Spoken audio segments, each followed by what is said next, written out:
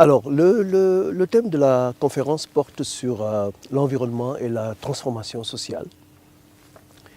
Et il est avéré que ces dernières années, qu'on a un certain nombre de transformations au niveau de l'environnement, déjà, qui participent justement de ces transformations sociales.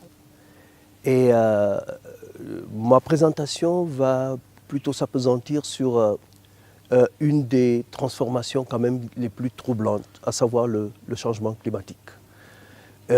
Et dans son impact sur les mobilités humaines.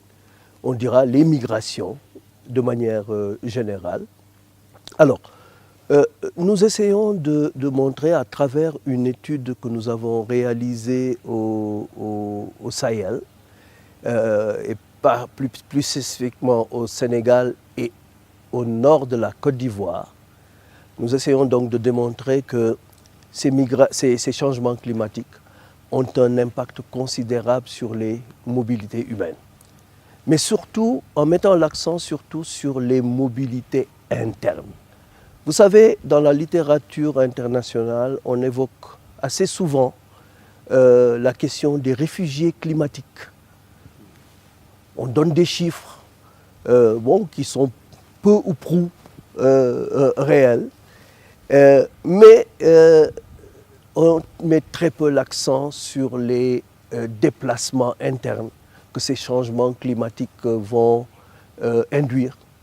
Et pourtant, déplacements que devraient prendre en compte nos politiques publiques.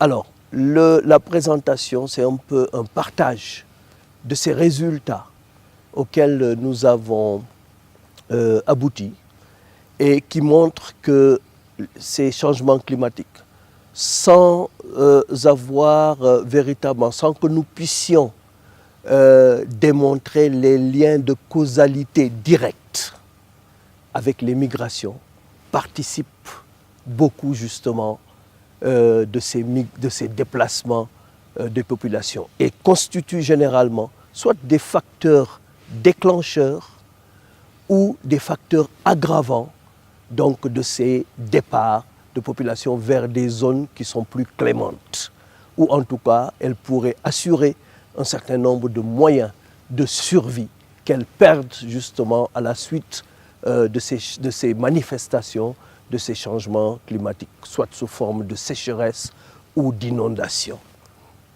Alors, la deuxième conclusion à laquelle nous aboutissons dans le cadre de cette étude, c'est que les politiques publiques en ce moment prennent mal en compte justement ce facteur environnemental dans ces migrations qui s'opèrent. Soit parce qu'elles les comprennent mal, les connaissances ne sont pas suffisamment développées sur les conséquences de ces changements, mais surtout les facteurs et la manière dont ces facteurs sont transversaux à différents départements et services ministériels. Alors on a un éclatement du processus de prise de décision par rapport à ces questions migratoires. Et de ce point de vue donc, il y a une gestion également qui est assez sectorielle. Les politiques s'intéressant beaucoup plus au lieu d'arrivée de ces migrants en termes de comment les gérer, comment dialoguer avec les pays d'accueil, mais bien moins sur les facteurs ou les motivations au départ.